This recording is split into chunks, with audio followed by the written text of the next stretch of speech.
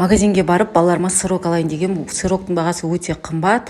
Сосын алдым да қойш деп шоколад алдым, творог алдым, сосын сахарный пудра алдым. Үйге келіп жасайын деп шештім.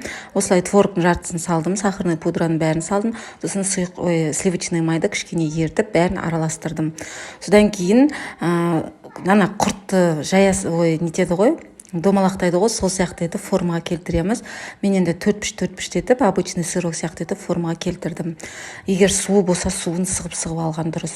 Сосын холодильникте 3 сағаттай тұрдым, тез қатады екен. Сосын мынандай шоколад алып келдім ғой, соның қара шоколад үстіне вафли турап араластырдым, сүт құйдым, сұйық май құйдым. Сөйтіп барлық сырокты аунаттым. Мынау жетпей қалған соң жаңағы ақ шоколадты ашқам, онымен ол шоколадпен болмайды екен. Ол пористый бар ғой, сондай ғой. Сондықтан оны қалған төртеу сондай болды. Сосын дәмін көрдік. Дәмі деген бар ғой, вообще күшті екен. Еще тойымды, тойып қаласын бір